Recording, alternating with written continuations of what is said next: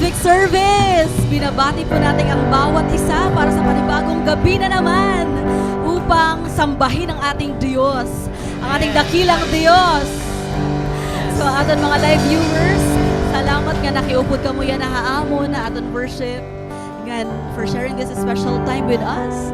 Gan aton mga kabugtuan, kung whether even first time yan na or maiha ka na nga, para ka di bugto. You are not here kay aksidente la ini. Aadi ka kay may revelation ni Lord yan. Ganyan ang agabi, may encounter naton ang tanan. Madadayaw naton ang buhi nga Ginoo. Kaya bugto, I know we are all excited. Tara po, magkabuhat kita para i-greet po ang kada usa ng may ngiti sa ating mga labi. Bugto, libuton natin ini nga place nga di habang inaawit natin ang ngiti.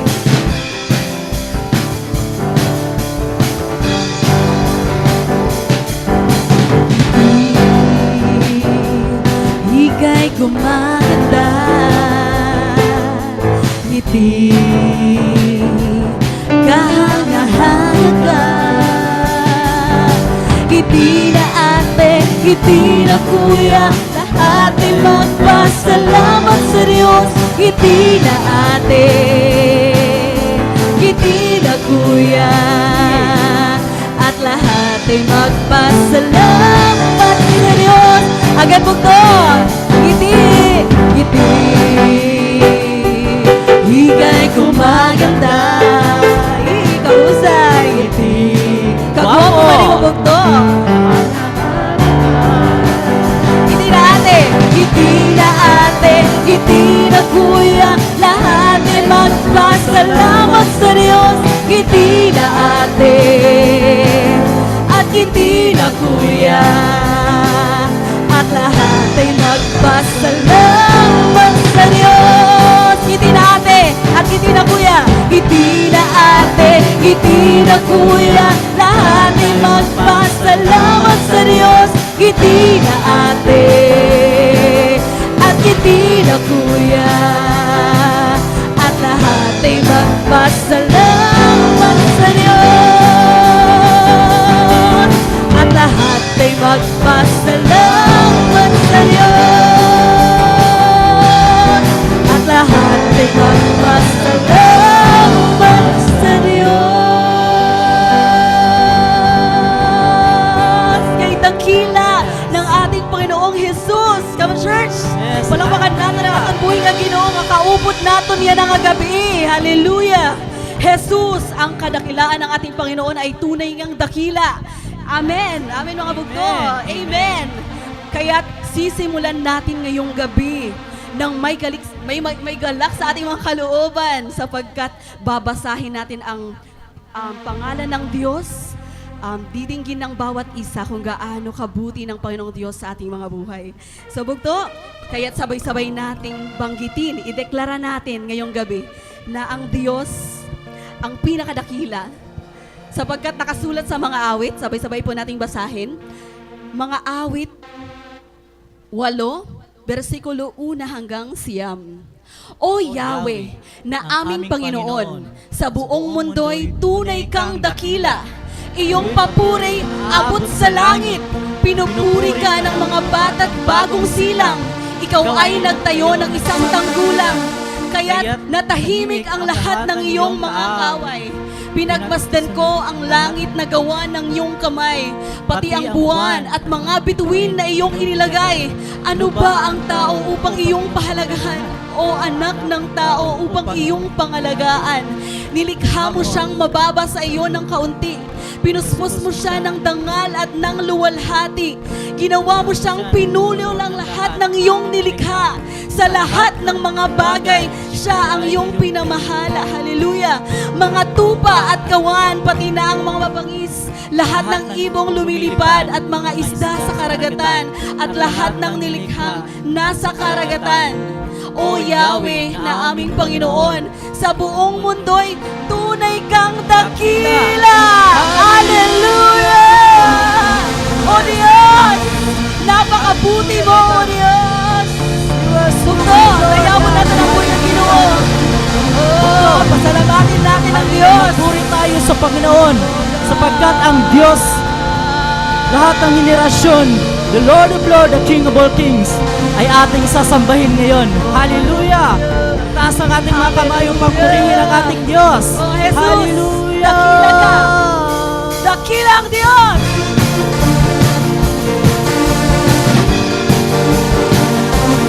Hey, hey! Hey, hey!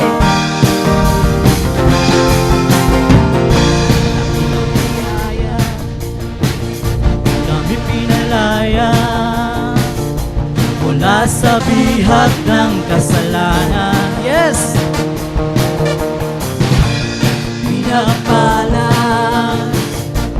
Pinapala ng lubusan. Di mapipigil ang pagsamba sa'yo. Di mapipigil, yes. Jesus, dakila Kang totoo.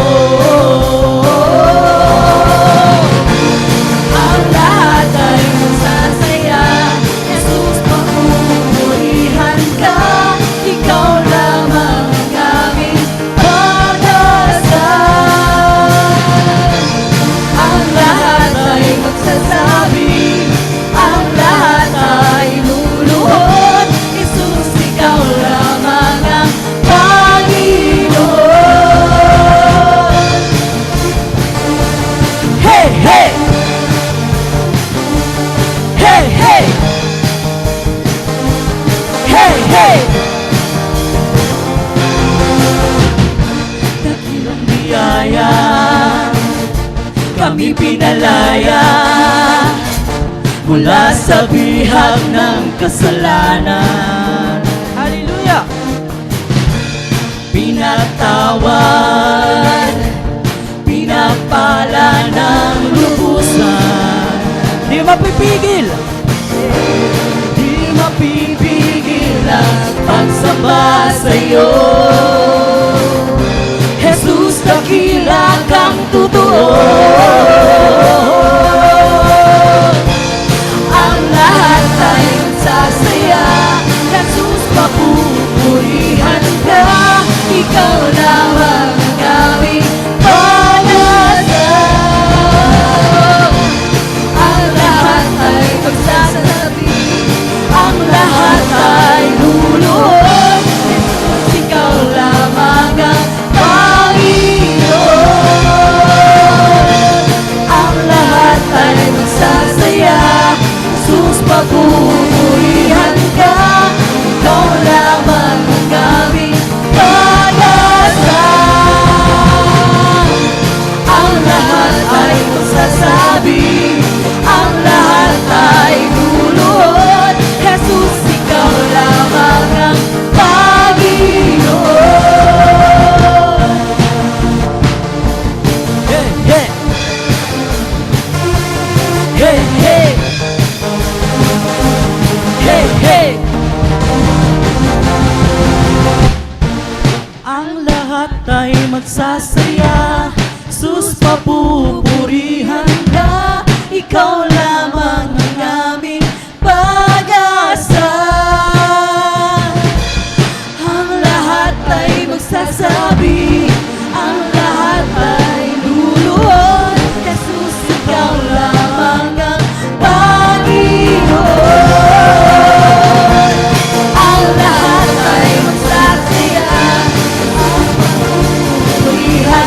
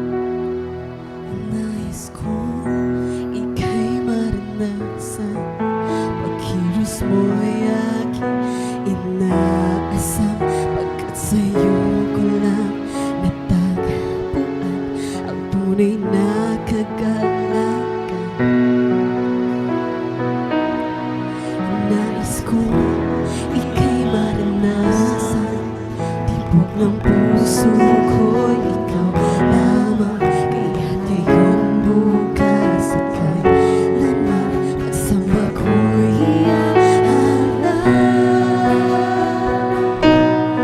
Walang hanggang kitang pupurihin, walang hanggang sasambahin. Buong laman ng puso kong ito ang mamalagi sa'yo. Walang hanggang kitang pupurihin, walang hanggang sasambahin. Buong laman ng puso kong ito ay mamalagi sa'yo.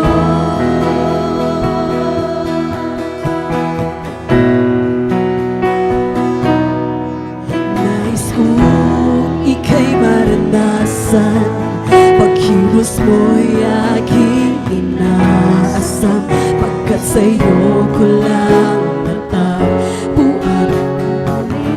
Sabihin mong nais maranasan ka, O Diyos. Nais kong ika'y maranasan, tibok ang puso ko, ikaw lamang. Kaya't ngayon, bukas at kailanman, pagsamba ko'y hiyahalan. Walang hanggang kitang pupurihin, walang hanggang sasambahin. Buong laman ng puso ko ito ay mamalagi sa'yo. Walang hanggang kitang pupurihin, walang hanggang sasambahin. Buong laman ng puso ko ito ang mamalagi sa'yo. Walang hanggang kitang pupurihin, walang hanggang sasambahin. Buong laman ng puso ko ito ang mamalagi sa'yo. Walang hanggang kitang pupurihin, walang hanggang sasambahin. Buong laman ng puso ko ito ang mamalagi sa'yo.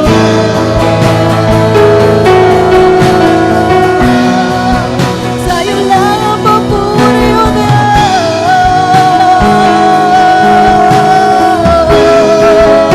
Pinupuri ka namin, Jesus. Sa'yo lang ang papuri, O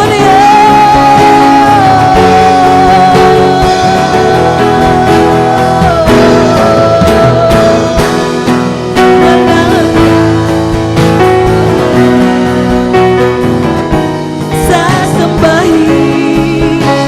Laman ng puso kong ito ang mamalagi sa'yo.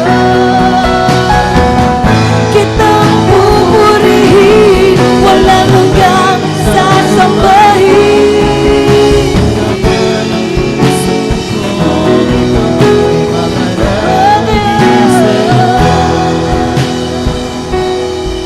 Walang hanggang kitang pupurihin, walang hanggang sasambahin.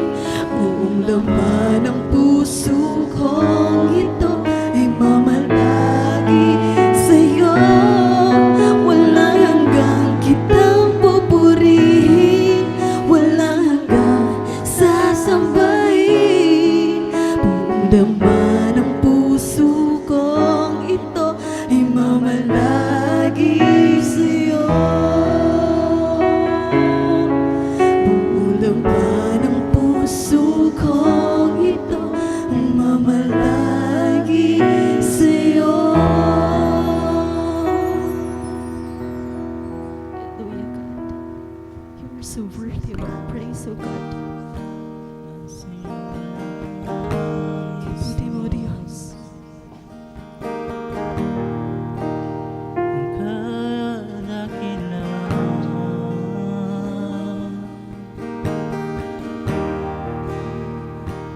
Sa'yo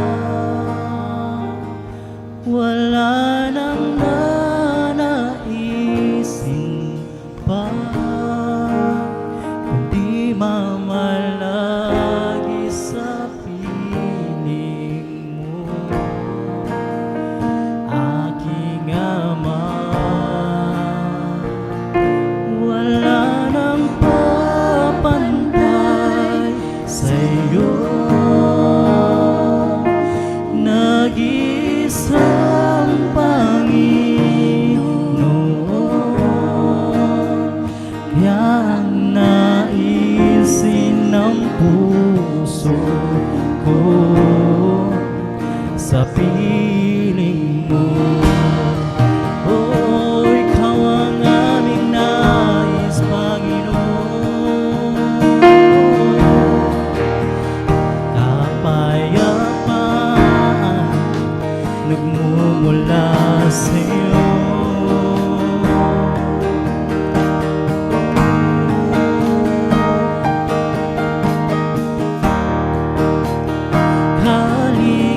Kaligayahan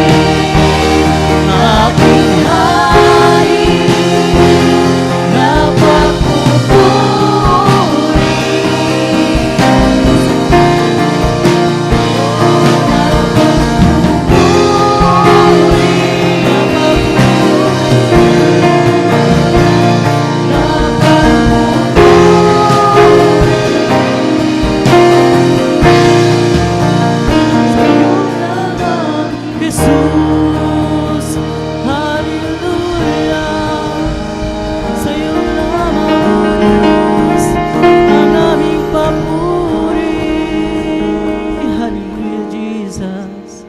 Wala nang papantay sa'yo. Sa'yo lamang ang aming papurit pagsamba. Hallelujah, Lord.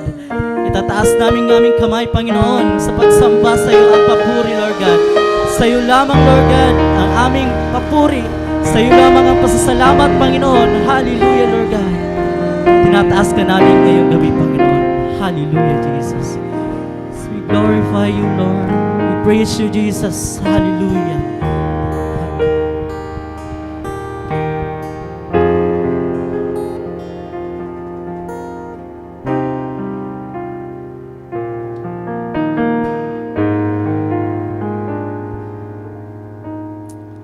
Yes, Heavenly Father, O God, in Jesus Christ, Lord, I deserve the glory, the honor, Lord, the praises, Lord God.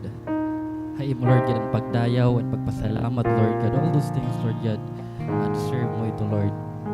Lord, tonight we just want to say thank you, Lord, for allowing us once again, Lord God, yung mga kadihin nga lugar.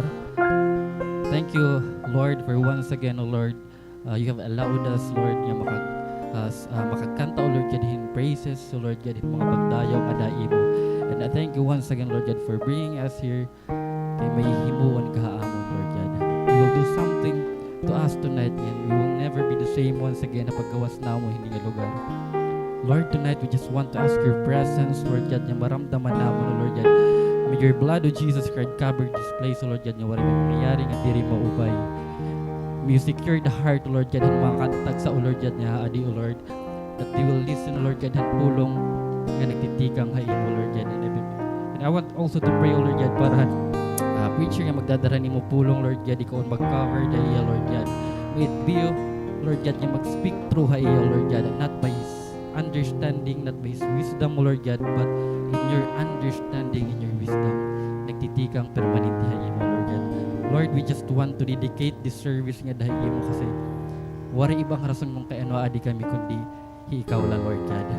Damo nga salamat, Lord. We just want to thank you. We just want to glorify you. All these things we ask and pray in the mighty name of Jesus, our Lord and Savior. Amen. Amen.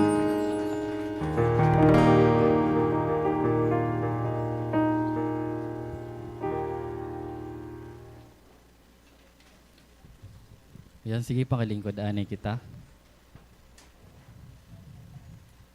Kita pa nga di ko mga available ng mga lingkuran ha.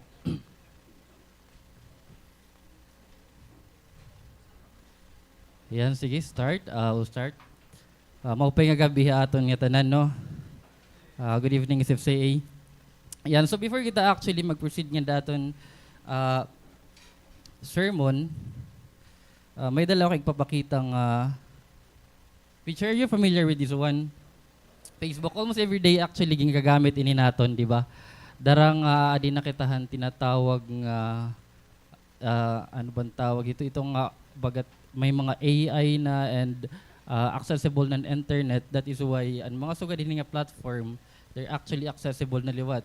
And right now, in terms of communication, diri na uso ang mga text. Pero yan na umuso na ang mga online communications, di ba? Like Viber, Messenger, or kung ano-ano pa ito hiya. But this one, I want you to look at nga duwa nga text box, which is email and password, especially nga dihan password. And aside dito, I want you to look at nga word nga forgot account. Yan. So, this one actually, karay ko butangan hiya emphasis kasi, most of us actually diri talaga aware kung ano ang nangyayari hinini nga authentication. Di ba? Tapos kadalasan kasi in my experience in nga field as a senior developer liwat amon amon office. Most commonly ang mga tao napakadto office pag nangangalimot hirahan ira password. Di ba common ito? And even in my experience, may mga dadaop talaga ako niya napabulig nga, pwede ko ba ma-recover ang akon password? Diba? Diba usually ang siya ito natin thinking kung pwede ma-recover ang aton password. Yan. So an siya ito one of the most misconception nga yan na ako napapansin. Personally no hini nga field. Kasi in reality, so din in realidad. Ang password actually nga i-store di da database kung ano man itong application mo gamit. Like for example, ini nga Facebook, ito nga password diri ito maaram ang Facebook kung ano ito nga password niya imong butang. So standard ito and in terms of authentication, pag mag-create ka ng application authentication, it should be nga ang password niya igbubutang nimo nga diri dapat maaram an application kung ano ito. So ibig sabihin ang password nga imo ginbutang it's unrecoverable. So ang ginihimo ito may tinatawag actually ito nga hashing ngayon encrypting. Ang encrypting ang siya ito na-recover. Ang ginahash diri na. So kung may mga pakiana ka mo regarding ito, pwede ako niyo i-konsulta. But the design or standard dapat sugad ito. Sugad dapat ito. So kung kay Kuya Nonong diri yang mari-recover. So gin-design actually or gin-program hiya nga sugad dito. So ano ang main reason? Para ang imo account diri ma-compromise dali-dali. Diri ma-hack dali-dali. So for security purposes. So kailangan may sundon niya standard. Nai-gets ako niyo? Yan. And that is why pag magpabulig ka nga ni mga limtan nimo password, diri ka masilinga, pwede ka ba ma-recover na akong password? So pwede ka lugod sa miring, pwede ka ba ma-recover na akong account nga nakalimtan? Pero technically, pag password nga ni, masiring ka, pwede ko ba ma-reset na akong password kay nangalimtan ko? Usually, babalyuan lang itong bago. Di ba? So diri talaga ito nare-recover ani mo password. So, right term ito nga it's reset. So, didi, papakitaon ka mo ng example. Facebook, pag mag-click kan forgot password, yan, ang mangyayari, tatagan araw kan email. So, ano nga email, ang imo nang alimtanan imo password. Then, the next one, nga mangyayari, actually, inihiya, mabutang kahin code kasi ang imo email, makaka-receive message or hin email. Yan. So, usually, ang siya email nga nare-receive nimo. So, uncode, Jessica, uncode, ngahin change password. So, kung maaraman Facebook mo password, so diri niyan magawas nga dapat mo password. Pero nakabutang nga it's change password. Then, yun na, pwede ka na mag-change password. Pag mag-change mo na yung password, pwede ka na Facebook. So, yun. Nagigets niyo. So, for security purposes, nga diri madali ma-compromise an EU account. And my standard niya pa-follow. So, kung kaya ano ba ni Kuya Nono na istorya ito? I guess, may idea ka mo, di ba? Because in relation actually nga din aton Christian journey, it's very common nga dapat may dakata set of standards nga ginfa-follow. Di ba? Kasi pag waray nga ni, kung pataka kala, kung hino-hino lang imo ginsusunod, then diri mag-iiha ma-compromise ka. Diri mag-iiha malulost ka. So the possibility nga masugad ka hito, dako pag waray ka maging susunod niya, standard. So that is why an aton yet theme for tonight is entitled A Life to Look Up To. So hino ba ini? Which is found in the book of 1 Samuel 21:1 to 15. And tonight actually we're going to look three things or three qualities nga kikitaon nato na usa nga tawo makakasiring kita nga ini nga tawo nagka-qualify ini nga i-look up. So three things an ato ni himuon para makasiring kita nga ini tawo nagka-qualify to look up. Kasi kailangan maiha kasi pa ini nga journey. Habang may kinabuhi ka pa, nagjo-journey ka lagi hapon. So dapat diri ka mawara or dapat diri kita mawara. Yan, so before naton kadto nito nga tulong ang butang nga aton kikitaon. Let's first read anaton passage. Yan, so ano may mga Bible nga da you can read it with me nga diha aton monitor. Yan. 1 Samuel 21:1-3 na nga di. David went to the town of Nob to see Ahimelech the priest.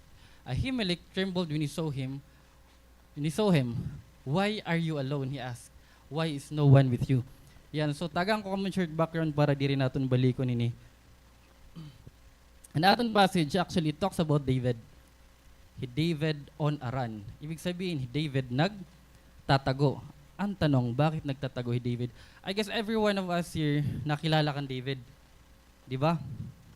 David actually is known for killing Goliath. Tama, di ba? And he is also known as a man after God's own heart. And David is one of the greatest warrior in Israel, wherein he won actually a lot of battles. Da mga battles angin daogan ni David. Pero kay ano hi David on a run ngadi nagtatago mag-isa. Ano ba ang nangyari kan David? So what happened here kan David, it's because han first king han Israel which is Saul. He Saul and first king han Israel. So parahan mga diri maaram no. And this time he Saul kasi he disobeyed God. Waray iya sumunod kan Lord. Damo an mga butang ginhimo ni Saul nga diri nakalipay nga dakan Lord. And that is why Samuel is a prophet, no? He anointed David to become the second king. So habang nakada trono si Saul, may gin-anoint na nga king. And Saul knew nga hi David ang masunod niya king. So that is why karuyag niya patayon hi David. Hi David maaram lot hiyang an masunod niya king. Hi Saul maaram hiyang hayan masunod niya king. And karuyag ni Saul patayon hi David. Kay ano? Waray na lineage ni Saul nga masunod after haiya. Kaya ang successor kan JC naman, GC. Lahi naman kan David, di ba? So an siya itoan nangyari. Actually, it's a bit sad ang situation ni nga di kay. Kung hindi mo isipon, they actually fight battles alongside, di ba? Kaupod nira nga nakipag-away mga Philistines, pag-conquerhan iba-iba nga nation. But kasi nga pangyayari, nagkaadahira problema. So, ano siya ito nga di, si David, kumadtiyakan ay Ahimelech. So, nasyakliwat ini nga, priest pagkita kan David. So nasiring man niya dihay verse 2. Kinagbakaan ay Ahimelech kung nagaano ka nga di David. So naano hi David? The king has sent me on a private matter, David said. He told me not to tell anyone why I am here. Diba? I have told my men where to meet me later. So the king has sent me. So inihiya baga nagbibinuwala actually. O diri nagbibino pero nagbubo talaga nga dihi hi David kaysa waray man talaga exentan king. He told me not to tell anyone why I am here. I have told my men where to meet me later. So actually waray men nga di, waray military. It's David all alone hininga aton case nga di. Tapos na ano hi David, now what is there to eat? Give me 5 loaves of bread or anything else you have. Tagi ako hin pagkaon. Kung madtuhiya kay naaro hiyan pagkaon. In verse 4, na ano an priest, we don't have any regular bread. The priest replied, but there is the whole bread which you can have if your young men have not slept with any woman recently. Then verse 5 na sabi ni David, don't worry, I never allow my men to be with women when we are on a campaign. And since they stay clean even on ordinary trips, how much more on this one? Yan, so nagbibinuwahi David nga di. Since there was no other food available, yan, so waray actually food niya available nga do, and may adala, ini nga holy bread. So the bread of the presence that was placed before the Lord in the tabernacle, it had just been replaced that day with fresh bread. So gintagaan ni David fresh bread tikanghan tabernacle. It was actually offered to God ito nga bread. So 7, now doing the Edomites, Saul's chief herdsman, was there that day, having been detained before the Lord. Tapos, in verse 8, David asked Ahimelech, "Do you have or sword?" The king's business was so urgent that I didn't even have time to grab a weapon. So, waray David weapon. So, kailangan niya weapon. "I only have the sword of Goliath, the Philistines, whom you killed in the valley of Elah." The priest replied, "It is wrapped in a cloth behind the ephod."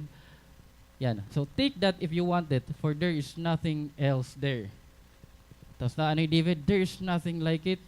Give it to me." Ighatag ito ako. So, this time, kailangan naman ni David sword. Pakigbakbakan ni David, mag-usalahiya. Verse 10, "So David escaped from Saul and went to King Achish of Gath. But the officers of Achish were unhappy about his being there. 'Isn't this David, the king of the land?' they asked. 'Isn't he the one that people honor with dances, singing?" Kasi great warrior talaga si David. "Saul has killed his thousands and David his 10,000s. Ganun ka, great warrior David. And 12, David heard these comments and was very afraid of what King Achish of Gath might do to him. So he pretended to be insane, scratching on doors and rolling down his bird. Imagine kung ano mga pinagagawa ni David hiningaton passage. Finally, King Achish said to his men, "Must you bring me a madman? We already have enough of them around here. Why should I let someone like this be my guest?" End of story. David nagpanggap nga baliw, nagpanggap ng badman. So it's a bit strange to read ini nga aton story knowing nga aton maaram lakan David is makusog madasig ganakan Lord. And I will try to look three qualities kung hi David ba or ini aton main character would qualify nga i-look up kitaon naton. So the first thing aton gikitaon based nga diha aton passage is spirit over flesh. Does the Spirit of God rule over his flesh? And Spirit ba ni Lord nag-rule over the flesh of David? So let's try to look at this one, no? You know what I tell you? Nabasa ko ini, medyo, it's a bit actually strange, di ba, pagbabasahon mo ini. But I tell you, I still admire David because of his faith and courage. Even up until nabasa ko ini nga aton passage mga pinagagawa niya. And I tell you, David actually, he is actually spirit-filled person. The Spirit of God was on David. He defeated Goliath because the Spirit of God was on him. Pero di niya Goliath kasi the Spirit of God was on him and he won a lot of battles because the Spirit of God was on him. Nakada haiya. And kung babasahon naton 1 Samuel 16:13, nasiring nga di, "And the Spirit of the Lord came powerfully upon David from that day on." Inihiya, this was the time that David was anointed by Prophet Samuel. Gin-anoint hiya to be the second king. So, hini makikita nimo nga ang Spirit of the Lord was on him.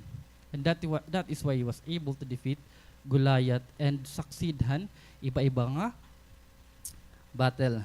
So the Spirit of God gave him courage, wisdom, ability to lead, and to fulfill strength to fulfill God's calling. Actually, name anything nga maupay aada kan David because the Spirit of God was on him. Grabe itong Spirit of God nga ada haiya. But there is something wrong hining atong story nga di. There is really something wrong nga di naton story. It seems nga Spirit ni Lord is not working nga diha life ni David, hindi nga aton story. Yan, so Kuya Nuno, paano mo nasabi no? Yan. So kung aton pabasahon author niya na naton passage, you would actually see that David listens more nga dihan iya flesh. Ang tawag han iya laman. He is actually more worried what's going to happen nga daha iya. Kasi nagpapanik siya nga di. It seems like the Spirit of the Lord was not on him. Yun nga situation. Kung pabasahon natin through verse 2 to 3 aton passage, nasaring man niya, the king has sent me on a private matter, David said. Ang reality hini, waray talaga ya exentan king. Kasi nagdadalaga niya niya. So he told me not to tell anyone why I am here. Ayaw pagsumata. Kinsigan ako nga ayaw pagsumatbisihin kay private matter ini. And this is one of the kamatuoran niya na mamati ang tawagan niya laman hadi. What is it there to eat? Give me 5 loaves of bread or anything else you have. Ang situation ni David, gutom na gutom niya. Gustong-gusto niyahan pagkaon. You know what? Ang scenario ni David, he's on a run. So, ibig sabihin, ang food actually is limited. Diba? Pag ikaw nga ni nagtatago, diri ka talaga actually maaram kung diin ka makuha ng pagkaon. Or kadalasan, magutom talaga ito. Diba? So, we really don't know kung ano ang mga ginaabat ni David niya. Kagutmanan hininga. Sitwasyon. But, di ba, ikaw kung gutom na gutom ka, do you think, pag gutom na gutom ka, would you trick people or mangunguwat ka ba hintaw para makakaungkala? Mangangawat ka ba para makakaungkala? To what extent actually you will do para masatisfy ang tawagan imo laman? Gano kalakas ito nga tawagan imo laman nga mangawat ka or uuwat kahin tawo. You know what, I don't want to blame David because maybe bakin hibuong kaluwat suga dito. Diri kita maaram pag gutom na gutom ganan hibaro ka bangawat. The chances actually nga makahimo ka hindi rin maupay pag gutom na gutom ka na or grabe ng tawagan imo laman is dako. The possibility siguro 90% chance talaga pag gutom na gutom ka na. Ungod, di ba? Dami ito story nga kundiin nangangawat darang waray pagkaon. Di ba? Kamukha mo lang nga ni. Magbabargada, waray ka kay abin isnak, umuba ka dayon. Ungod, di ba? Nag-snack kayo office, gumawas ka kay may dakaging kuha. Pagbalik mo tapos nera mag-snack. Waray mo na asihan imo office bugos nga adlaw. Di ba? Simple as that. Paano pa kainin nga David nagdadalagan and gutom na gutom hiya?